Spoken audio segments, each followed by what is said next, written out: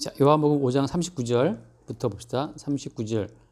너희가 성경에서 영생을 얻는 줄 생각하고 성경을 연구하거니와 이 성경이 곧 내게 대하여 증언하는 것이니라. 그러나 너희가 영생을 얻기 위하여 내게 오기를 원하지 아니하는도다. 나는 사람에게서 영광을 취하지 아니하노라. 다만 하나님을 사랑하는 것이 너희 속에 없음을 알았노라. 나는 내 아버지 이름으로 왔음에 너희가 영접하지 아니하나 만일 다른 사람이 자기 이름으로 오면 영접하리라. 네. 끝이야? 그대 하나 더 읽게. 아니야. 나 잘못 알았어요. 네. 너희가 서로 영광을 취하고 유일하신 하나님께로부터 오는 영광은 구하지 아니하니 어찌 나를 믿을 수 있느냐. 내가 너희를 아버지께 고발할까 생각하지 말라. 너희를 고발하는 이가 있으니 곧 너희가 바라는 자 모세니라. 모세를 믿었더라면 또 나를 믿었으니 이는 그가 내게 대하여 기록하였습니다. 그러나 그의 글도 믿지 아니하거든 어찌 내 말을 믿겠느냐 하시니라. 여기까지 봅시다. 일단 그 영생을 얻는 줄 생각하고 성경을 연구한다라고 되어 있잖아요. 그러니까 영생에 대한 관심은 다 있어요, 사람들한테. 그리고 영생을 얻기 위해서 성경을 연구한다는 거지.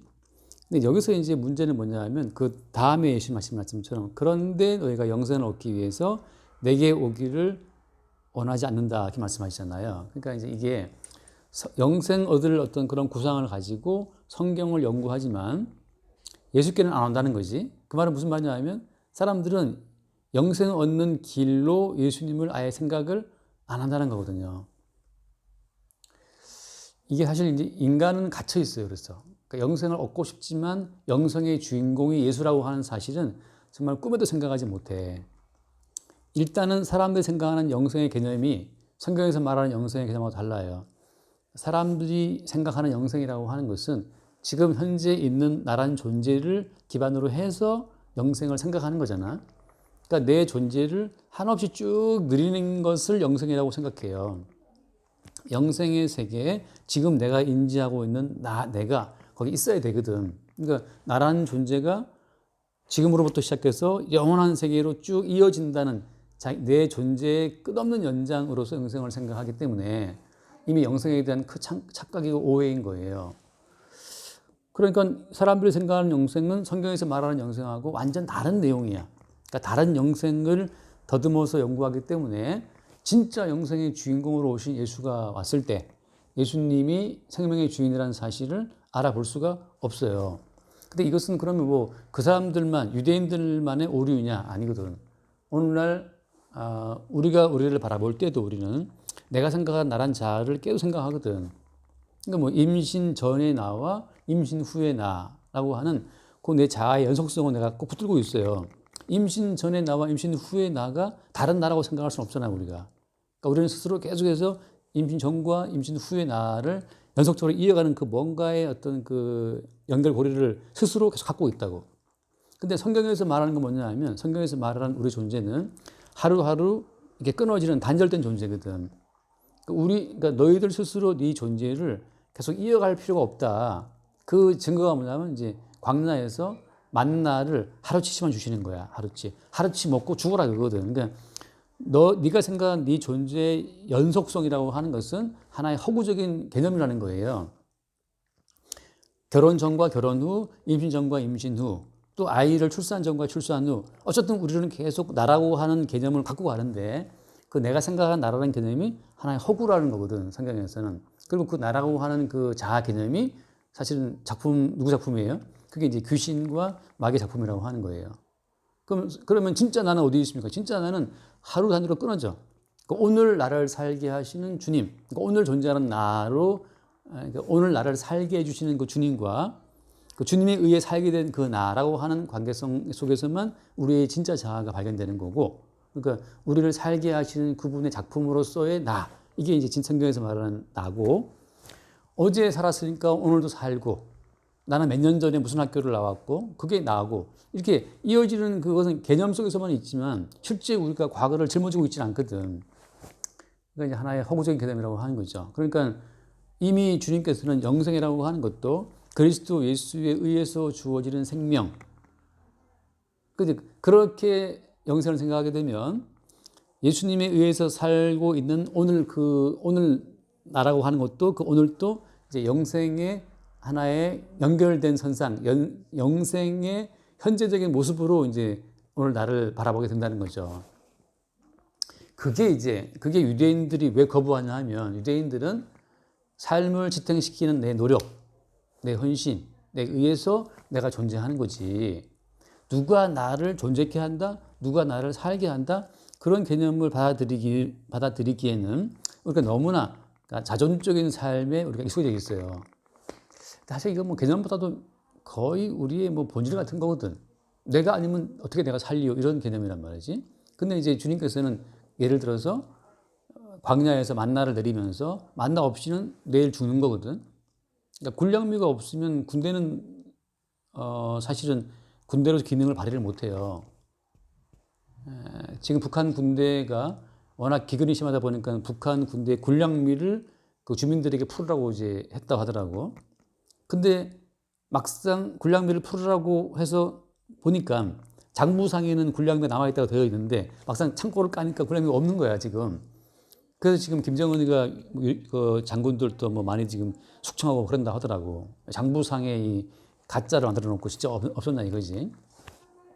군량미 없이는 못 움직인 것처럼 우리는 광야에서 이스라엘 백성들처럼 만나가 안 내리면 다 죽는단 말이지. 그런 것처럼 근데 신라 망대가 무너져 가지고서 18명이 아침에 죽었다. 근데 그게 그들이 더 죄가 많아서이냐? 아니라고 하는 사실로 계속 주님께서는 우리 존재가 주님의 어떤 은총의 작용에 의해 존재한다는 사실을 계속 우리한테 말씀하시거든. 그러니까 이제 가늠하다가 하루아침에 23,000명이 죽었다, 뭐 그런 이야기. 그다음에 뭐 홍해 따라 들어오다가 애국 군대가 다 몰살당했다, 그런 이야기. 노아 홍수 때문에 뭐 모든 인류가 다 수장되었다, 뭐 그런 이야기를 자꾸 하시는 이유가 살아있다는 그 우리의 살아있음이라고 하는 것이 우리 노력의 결실이 아니라는 사실을 계속 말씀하시는 거거든. 그러니까 요즘 우리 아버님을 보게 되면 과연 살아있는 것이 인간의 진지한 노력에 의해 살아있는 것이냐, 이거 이제 점차적으로 우리가 의심하게 돼요. 그러니까 뭐 이건희 회장이든 스티브 잡스든 그 누구도 자기의 재물로 삶에 대한 자기의 치열한 노력으로 자기 생존을 유지를 못한다는 사실은 지금도 이 순간 또 신생아보다 더 많은 숫자가 지금 죽어가고 있으니까 우리나라의 경우에는 아닌가? 어쨌든 간에 지금 뭐 엄청난 사람이 죽어가고 있는데 그걸 봐서 알 수 있어요. 그 어떤 인간도 자기의 의지로 자기의 삶을 지탱을 못하거든. 그럼 계속 내 노력이 내가 산다고 하는 것은 그 뭐냐? 그건 일종의 말하는 미신이야. 내가 하도 설교제에 미신이라는 말을 했더니만 우리 은교도 특하면 나한테 그래, 미신이라고. 그 미신이라고 그런 말 배워서 그러는데 사실은 이게 미신인 거죠. 그래서 지금 이 사람들이 생각하는 영생이라고 하는 것은 내 노력, 말씀을 지키는 내 노력, 율법을 지키는 나의 헌신에 의해서 획득하는 영생으로 생각하거든. 나의 율법을 지키는 이 순종심으로 얻게 되는 영생이라고 생각하다 보니까 영생은 거저 내가 주는 것이다 라고 영생의 주인공이 와서 영생을 나눠주려 하다 보니까 영생을 받아라라고 영생을 주려 하다 보니까 다 사람들이 그냥 받는 것은 안 된다는 거지. 본인들이 뭔가를 해야 된다는 거야. 이게 이제 참 환장할 노릇인데 결국은 뭔가 노력해서 나의 노력한 그 가치, 노력한 나의 의로움을 기반으로 해서 얻게 되는 영생이야말로 진짜 영생이다. 왜? 나의 의로움이 살아있는 영생의 세계를 생각한단 말이지. 근데 예수님 갖고 오신 영생은 야, 니들은 가치 있는 행동 할 것이 아무것도 없어. 내가 다 이루어 놓은 것을 그냥 주는 거야. 이거 받아라고 말씀할 때. 그러면은 자기들은 받는 존재이기 때문에 내가 뭔가를 했다는 데 숟가락을 얹을 수 없단 말이지. 그러니까 내 숟가락을 얹을 수 없는 그 영생의 세계는 나는 반댈세, 이거야. 어떻게 보면 되게 내 입장에서는 되게 쉬운데 그렇지 않나? 우리는 다 편하게 살기 바라는 사람이기 때문에 주면 좋을 것 같은데 왜 반대하겠어요?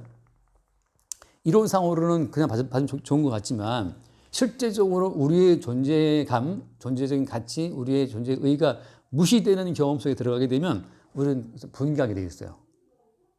그러니까 남편이 벌어주는 거 좋잖아, 이론상으로. 근데 가끔 어때? 자존심이 확 상하면서 가끔 밥상을 얻고 싶단 말이지. 남편이 벌어주는 거 좋은데 그러면 남편이 벌어주는 거기에 대한 영광도 모든 그 가치 영광을 남편에게 돌릴 수 있느냐, 그건 다른 문제예요. 그래서 유대인들은 예수님께서 가지고 오신 영생에 그걸 받아 누리면서 그럼 그분께 100% 영광, 그분께 100% 모든 의로움의 가치를 돌려드릴 수 있겠느냐라고 할 때 계산을 해보니까 기분 나쁜 거야. 그래서 이제 그들이 추구하는 영생은 어때요? 기본 자체가 그리고 뒤에 하신 말씀이 그 얘기거든. 44절 말씀에 너희가 서로 영광을 취하고 유일하신 하나님께로부터 영광은 구하지 않는다 그러거든. 이게 자기 영광이 계속 유지가 되고 자기 영광을 과시할 수 있는 그런 영생을 이들이 추구하거든. 그러니까 결혼하고 살아서 남편이 돈을 벌어온다고 치면 남편이 돈을 벌어온다고 하더라도 계속 내 자존심과 내 영광을 챙기는 그런 관계를 생각을 하기 때문에 이 부부싸움이 되는 거란 말이지. 자존심이 은근히 상하기도 하고. 마찬가지로 유대인들은 우리 행함의 가치가 존중받아서 나도 뭔가를 했다는 자기 영광을 추워도 어때요? 추워도 양보할 의사가 없는 거야. 그러니까는 사람으로부터 오는 서로 영광을 당신 훌륭한 일을 참 많이 했다. 당신 참 대단한 일을 했다라고 하는 그 영광을 취한다고 할 때 뭔가 본인이 율법을 지키고 계명을 지키고 그 인간 공동체 내에서 타인들로부터 칭찬 들을 만한 그 뭔가를 계속 해야 된다는 거지. 그런 타인으로부터 오는 영광, 스스로 영광을 취하는 그 영광의 기반이 되어서 이 누려지는 영생의 세계를 이 사람들이 생각을 하는 거고 똑같아요 지금도. 그래서 어때 예수님께서 누구를 구원하시는 거야?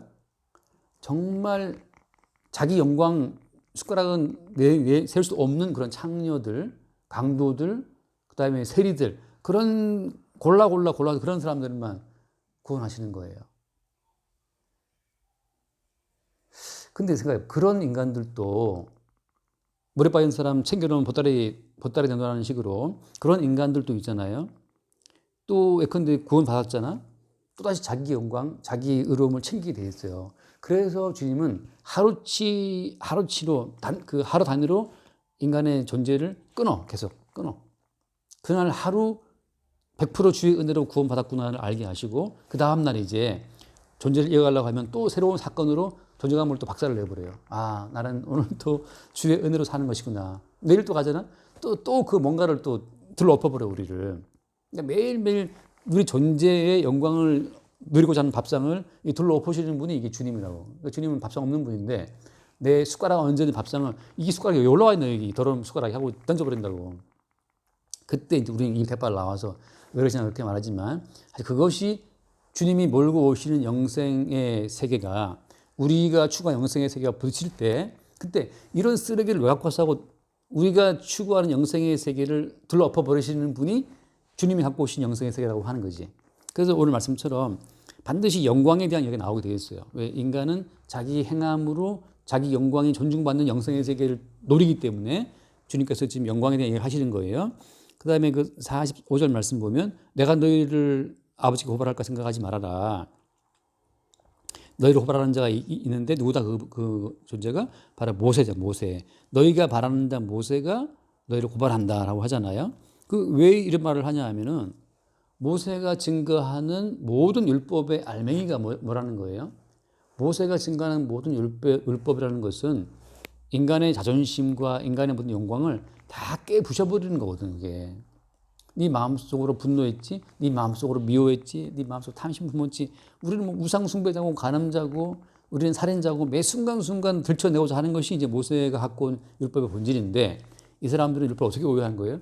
그 율법을 갖고 또 자기 영광을 취하는 방식으로 그 율법을 오해했다는 거지. 아까 잠깐 수원들이랑 공부할 때 했던 얘기, 율법은 이게 이제 그 압축 파일 있잖아, 압축 파일. 옛날에 내가 잘 모를 때는 누가 압축 파일을 보내온 거야. 근데 이 압축 파일을 풀 줄을 몰라갖고 아무리 그걸 열었는데 지금은 자동으로 쫙 풀리는데 그때는 뭘 이렇게 또 압축 풀기를 했어야 됐단 말이지. 이게 안 풀리는 거지. 뭔지 알 수가 없는 거야. 컴맹 시대에.